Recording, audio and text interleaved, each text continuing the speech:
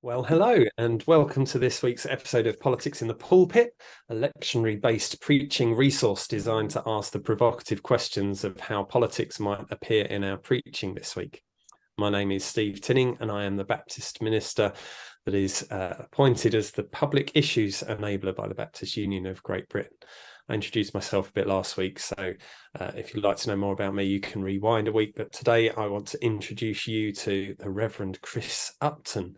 While Chris is our guest on today's episode, he's also going to take on the reins as host of Politics in the Pulpit for the next couple of months. So I thought it would be good to find out a bit more about Chris.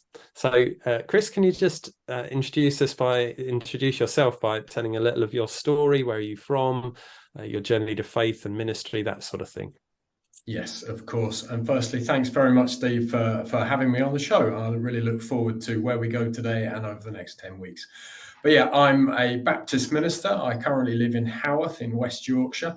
I landed in Haworth in the year 2000 as the student minister doing my training at Manchester Northern Baptist College, got that wrong. And then they couldn't get rid of me. So I stayed first 3/4 time and then full time and ended my ministry there, although I'm now a member of the church, not the minister, in January of this year. So yeah, one long pastorate and thoroughly enjoyed it. And I went really deep into the local community. I was always quite grounded where I was. I grew up on a little island in Essex, the other end of the country, but I've also lived in Jamaica and in New Zealand. And It's just lovely to be now landlocked in West Yorkshire. Which island in Essex? I'm an Essex boy. All right, I'll put the Essex accent on Mersey Island, where just up the road. Sorry. And I worked as the church youth worker and a painter and decorator there, and as a boat builder and as a fisherman, a gardener, anything. And my eldest two children were born as Essex girls before we came up to Yorkshire. To my wife's great relief, because she's from Keighley and she was desperate to get back north. That's great, thank you. So Chris, you've moved on from that pastorate, and you hold a few different roles in ministry now. Could you tell us a little bit about them? Yeah, for a long time I thought I had the best job in the world ever, and I said this to my spiritual director, and he said, "Well, Chris, maybe that's true, but maybe you just enjoy life in general, and maybe it's not the job per se. Don't be scared if God might be drawing you into new things." And I did a couple of years ago feel that if we can get through COVID, I think I want to go wider rather than just deep into the community. So about this time last year, I started looking around and I landed the job at Christians Against Poverty. I'm speaking from one of their offices now as the church funding officer. I've also just landed the job as the national lead to the Waterways Chaplaincy. What on earth you say? Well, we'll talk about that. But my third role is I work as a pastoral supervisor. I'm accredited by APS, and I help ministers, Baptist and many other denominations help the clergy become the best clergy they can be. So I juggle those three roles. Wow, that sounds fascinating. People call it a portfolio ministry, don't they, where you're trying to juggle all those different things, and some are better at it than others. I'm grateful that there are people like you that can manage so many interesting different roles. Tell us just a tiny bit about the chaplaincy role, because I guess that's the one that's probably most unfamiliar to some of our listeners. I guess many of us will know of street pastors, people from local church that go out maybe in pairs with folk into their local community, acting as chaplains to the sort of the nighttime community, people falling out of pubs and making sure they get home safe and stuff like that. And I guess most of us know what chaplains do in hospital, sort of lurking with intent, walking slowly, just in case somebody wants to chat and sees a dog collar and wants to open up. And we do the same for the towpaths and canals of Great Britain. So there's about 2,500 miles of towpaths, and we have currently about 120 volunteer chaplains that all commit to walk at least 1 mile, 1 mile or 1 hour of their local towpath a week. And they prayerfully, they keep their eyes open, they actively engage where they sense God is leading them. So it's a lot of listening, a lot of signposting, some advocacy work, some practical work, and on occasion where people want to speak of matters of faith, we listen and we speak with them. But they're all members of local churches, tied into local churches, and the chaplaincy is an independent ecumenical ministry, and we work within the family of the church army. So that's the sort of superstructure. If you want to know more, do get in touch with me. That's fantastic. I confess I didn't even know that existed before I met you, Chris. So it's really great to hear more about it. And I'm sure we'll come to know more about you over the coming months as well. But for now, we know that politics in the pulpit can be a contentious topic, but we also believe that it's essential that the world around us should speak into our churches, and that those two things should be drawn together. So the first question that we always ask our guests is, when you hear arguments saying that politics should not infiltrate our preaching, what is your response to that? Probably an inward groan. I try not to let that be too loud. As everything, and as a Baptist, it's all context driven. So it would be a case of who is saying that to me. If it's a politician saying it to me, I'll give a very different answer to if it's somebody that's just from a church tradition where that's never been the case. But my sort of snide, quick quip, which doesn't earn me many friends, but I think has a lot of truth in it, is Jesus wasn't nailed to a tree for being just a nice guy. So it goes deep into the heart of everything I believe about that old Christian Aid slogan about life before death. And I just think it's vital and critical that we challenge the powers to work for us rather than the other way around. And although that's said about the publishing industry, isn't it? It's also the church, I think. So interesting, thank you. And then from your context, I'm sure we'll come to know this over the coming months, but what are the big justice issues that you lose sleep over? What are the things that occupy your mind? Increasingly, the climate. So I've always tried to be green, maybe growing up on the island where my pleasure was sailing and the wind power and swimming. So anything without a motor was good. I cycled into work today, will do throughout winter, come rain or snow. So I think the climate and the planet, that in some ways cannot speak for itself, but in other ways obviously is, as our planet warms up and acts of God come more and more. And I don't like that language, of course. So that would be one. And I think there's something about the way the chips have fallen. I'm born into the postcode, into the timeline, and that makes me wealthier than almost everybody else on the planet. And although I don't feel too much guilt about that, I'm really aware that it's not fair, and we need to actively work and use less so that others can have more. So those sort of big concepts rather than just absolutely, and I can sort of see how those things relate to the work that you're currently involved in, and also to the news this week, which we're going to come on to. We're going to come on to now. JPIT tried to give a little roundup of the things that it would be good to be attentive to, things that have been in the news, in the press over the last week or so, and perhaps will continue into this week. And so I just thought I'd give you some headlines, and then there may be one or two things that you'd like to offer up into that as well.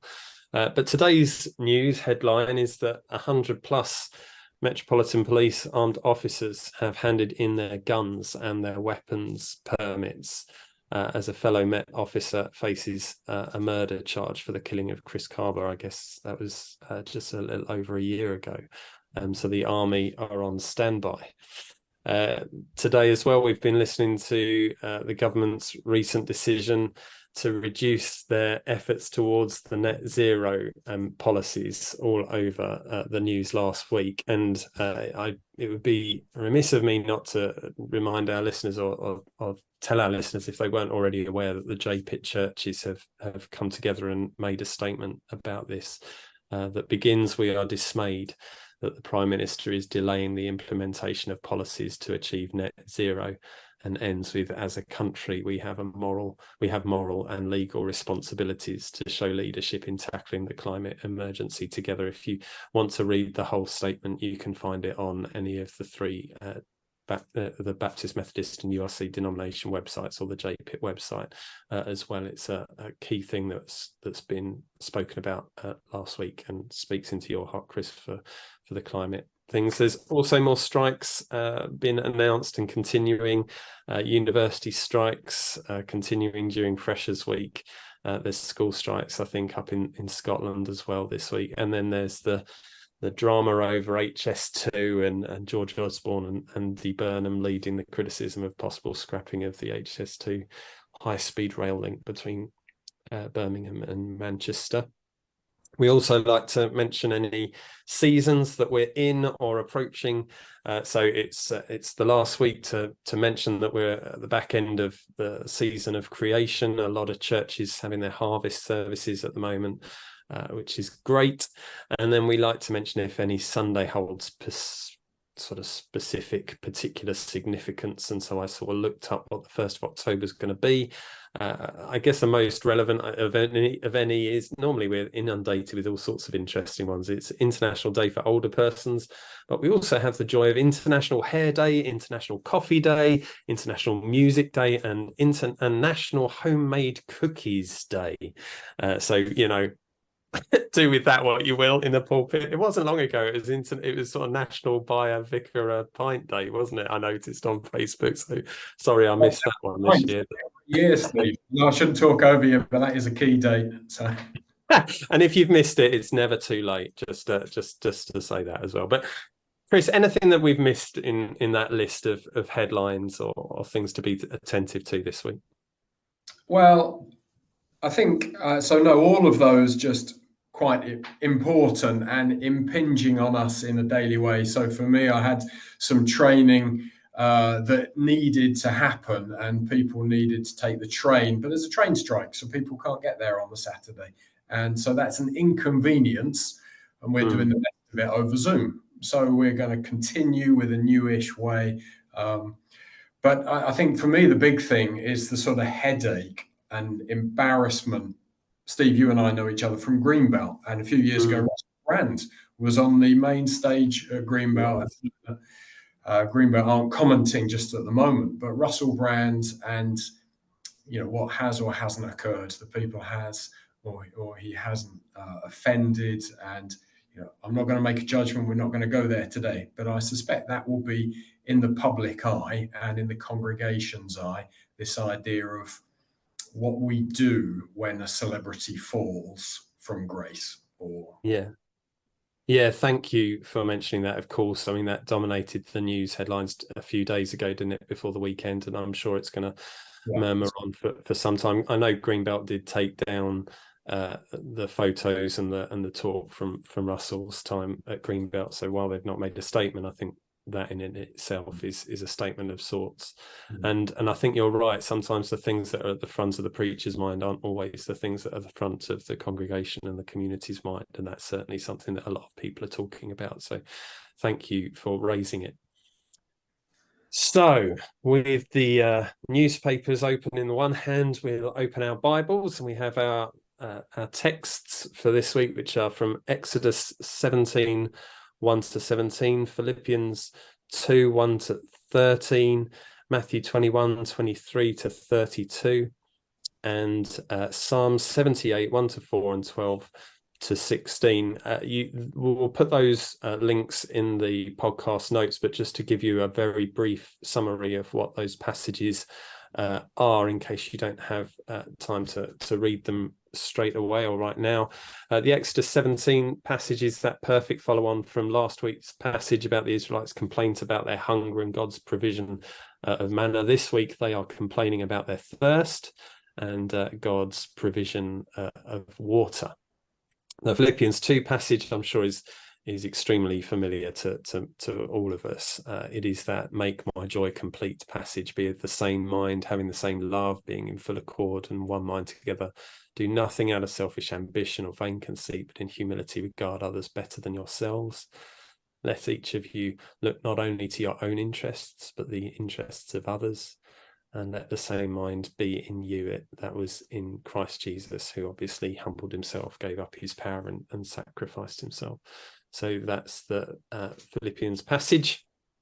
The Matthew passage is a really interesting one. That's the priests and the elders are asked by Jesus, or asked Jesus by what authority he does these things, and then Jesus cleverly replies by asking them a very difficult question. Did the baptism of John come from heaven, or was it of human origin? And the priests sort of recognize the dilemma that Jesus is setting before them, and so don't give an answer. And so, as Jesus said, he won't answer their question if they won't answer his. And he goes on to then tell this parable of the two sons. The first who is asked to go into work in the field, and he doesn't immediately, but eventually he does. And the second says that he'll go into the field, but he doesn't.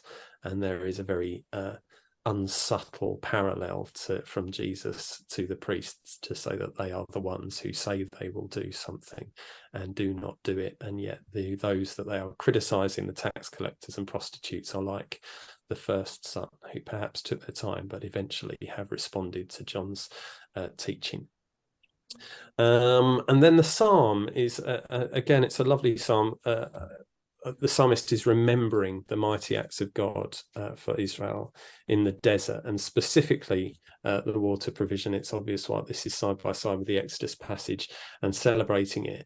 And the key thing is sort of saying that these stories will be remembered, that they will pass these stories from generation to generation, and they will not forget the faithfulness of God to their Israelites forever.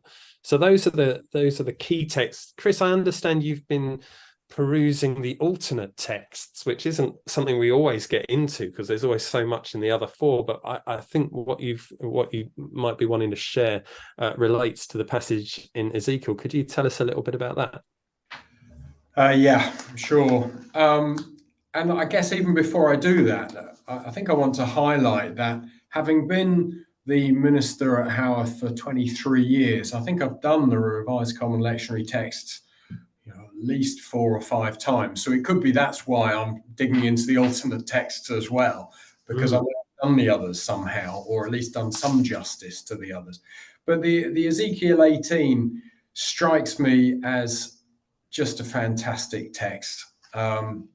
Great chunks of Ezekiel. I have no idea what's going on. Wheels within wheels and things with many eyes and all that. But it's the second verse. The word of the Lord came to me. What do you mean by repeating this proverb concerning the land of Israel? The parents have eaten sour grapes, and the children's teeth are set on edge. As I live, says the Lord God, this proverb shall no more be used by you in Israel. And I think there's something there about to what extent do I forget and forgive? And to what extent does God forget and forgive? And how my view of an event is coloured by the history, not just by the event itself. So we're talking about politics here. My view of one party may be skewed by events that were nothing to do with that administration, but by their forefathers or foremothers.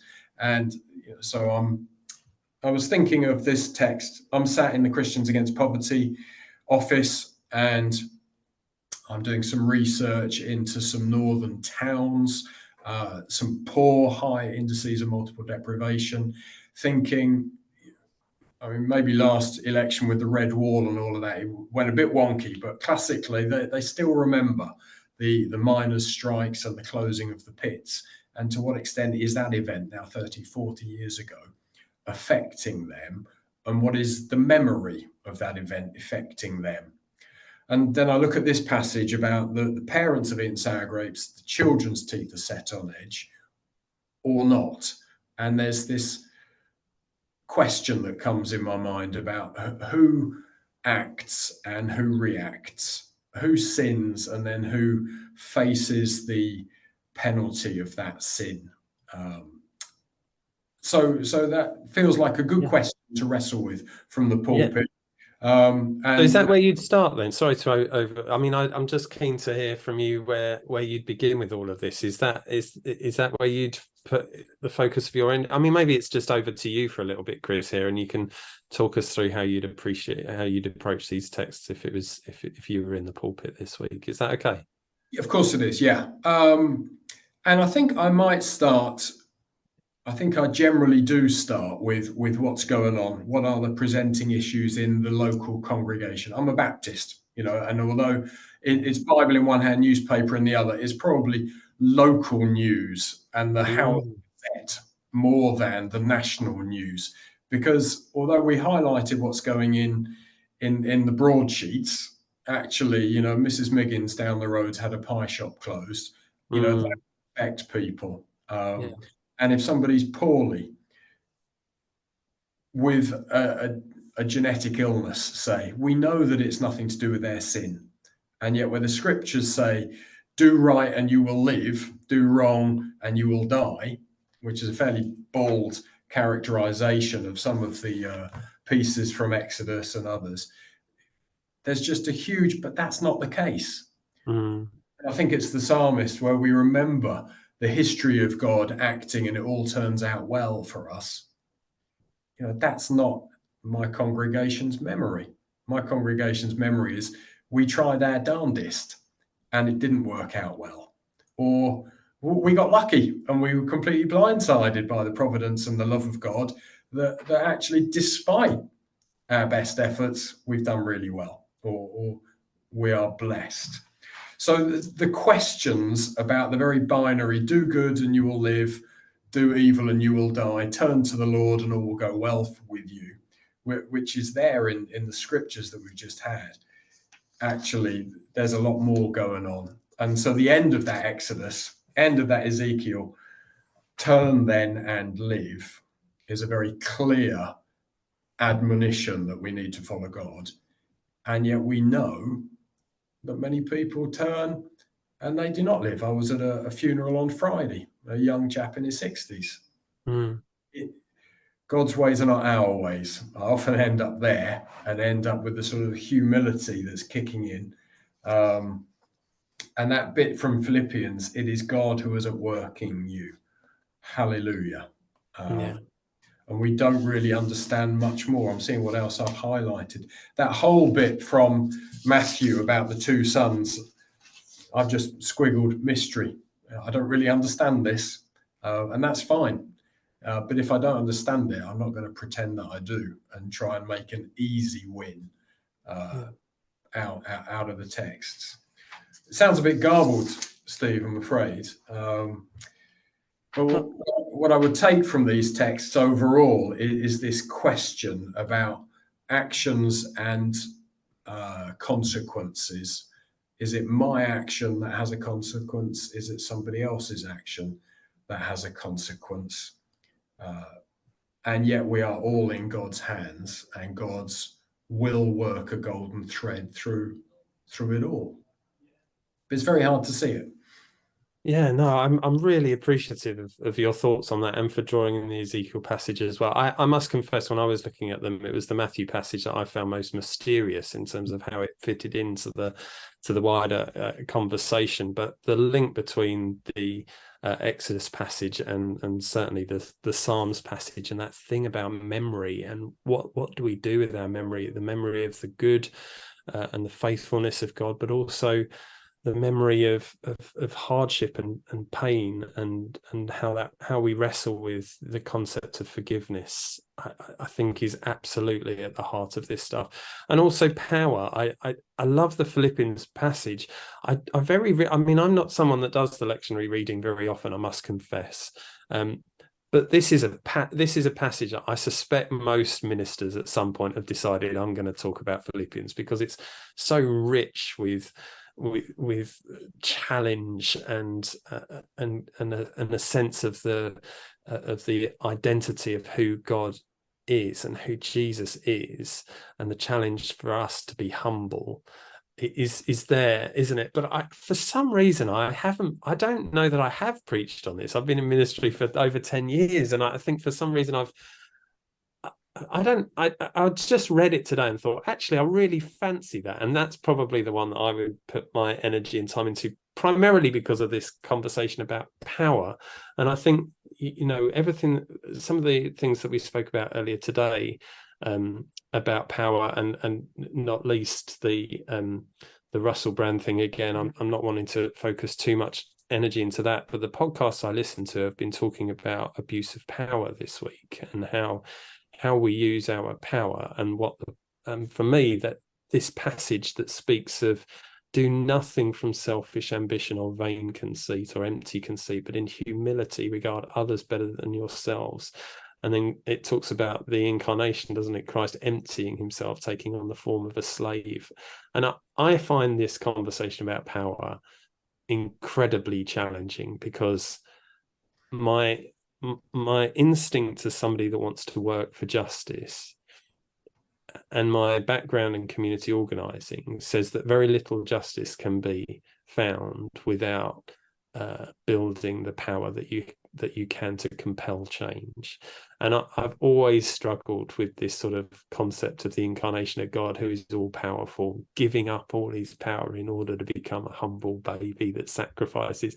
And I'm thinking, but I feel sure that the church is supposed to be, moving in the power of the Holy Spirit to bring about change on earth, and trying to hold those two things together, this recognized power that we get from the Spirit, and yet the challenge to be humble and to live lives of sacrifice. So I think I'd probably try and lean into that passage a bit, but there is plenty in there, isn't there? And I'm really grateful for your drawing in of the Ezekiel passage as well.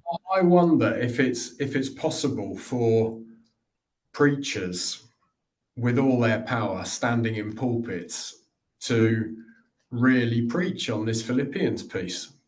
It reminds me, and I forget my Dickens, but the ever so humble Obadiah, was it Obadiah Slope? I forget. But the ability to preach about humility, we can't do it. I think it's an oxymoron. I think we can talk about other people preaching about humility and what a great sermon you've heard, but the ability to give one, and that almost strikes me that if Paul is writing, this piece, it's Paul speaking about Christ's humility. It's not speaking about his own. And no. I think I have preached on this piece before, but I think I've basically just reminded people that it looks as though this is an early hymn, and that this is an early song, and that people believe what they sing. And so this might be the first Christian hymn, and therefore we will simply read it out 2 or 3 times, because it's all gold. It's one of those, you cannot add comment, because it is comment about Christ, and it's articulate beyond measure, because having been a hymn, it's been redacted a million times into something that works, and it even works through our English translation of the Greek. And so there's something about that, and and it ends, or in some ways it ends, verse 8, he humbled himself and became obedient to the point of death, even death on a cross. Strikes me theologically, there is an argument about, did Christ know what was coming? There will be a strand that says, yeah, he knew full well that he was going to be resurrected. And then there will be another strand that says, no, this was a surprise. But the humility is not, I'm going to go and defeat Satan in grave because I'm great and I'm stronger than Satan, and then I'm going to rise again. That's not humble. Am I allowed to say this? I'm not sure. But there's something about doing the right thing, love as an end in itself. So I think you just said, and we'd have to read the transcript, something about the mission of the church is to change the world. And I wonder, and this is Anne Morrissey in her community ministry, her idea of the principle of obliquity, where we do something because it is the right thing, and then something else happens anyway. But we don't set out to change the world. We set out to love and to serve, and change occurs almost like follows day. But if we set out to change, then we're sort of missing what we're called to do. That's such a helpful challenge. And you've reminded me, when I was a minister, I used to get told all the time that we needed a church vision. We needed to know where we were going, what we were setting out to achieve. And for some reason, I always really resisted that temptation to be really explicit about it. And that's no criticism of churches that do it that way. But for me, it was about setting down our values. It's the what is right, what are we here to do and to be?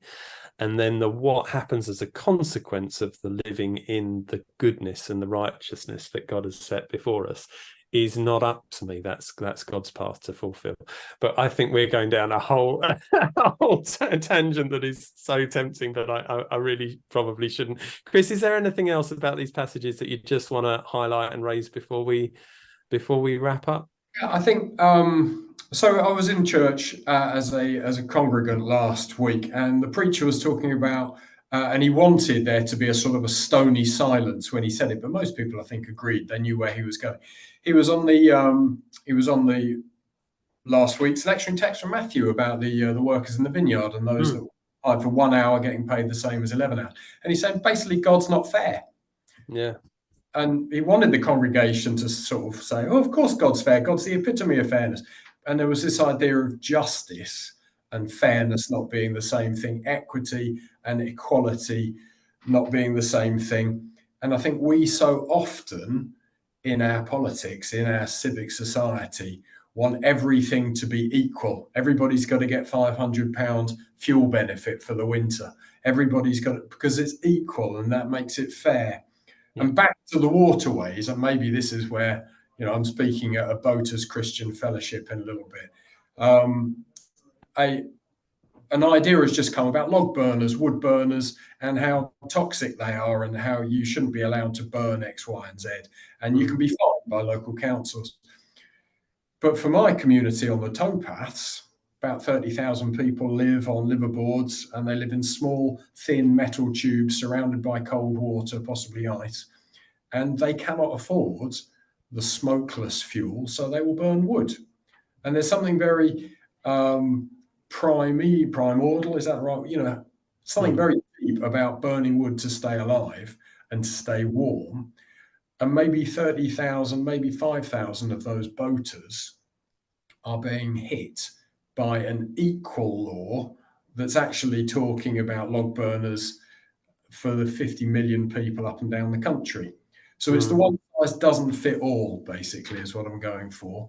And some of these texts, dare I say it, seem to give a binary, do good and you will live, do evil and the Lord will smite you. But actually, it's far, far trickier than that when you come to the God. Justice is a deeply complex thing, right? I can't remember why it came up. I think we were watching a program and the word justice came up. My son, who's 8 years old, asked me what justice was.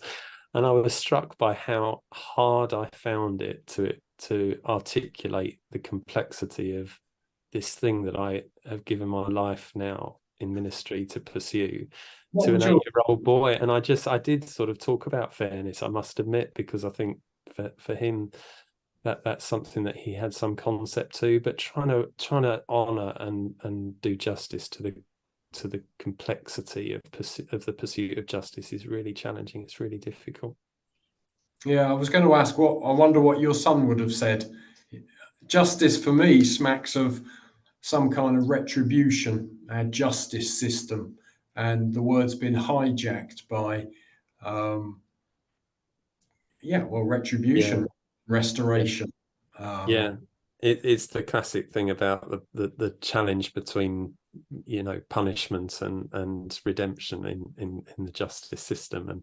But again, that's a whole conversation for another day, Chris. Look, we're going to have to wrap up because I think we're drawing to an end and running out of time. But I found today's conversation fascinating, Chris, and I'm really looking forward to being a listener over the next couple of months as you pursue some of these future lectionary passages with an array of guests that we've got coming up. So thank you very much for coming and sharing your wisdom and reflections with us today, and thank you to everyone else who's listening for joining us, and to give some consideration to how the preaching this week in our lives in the pulpit can do justice to the world around us.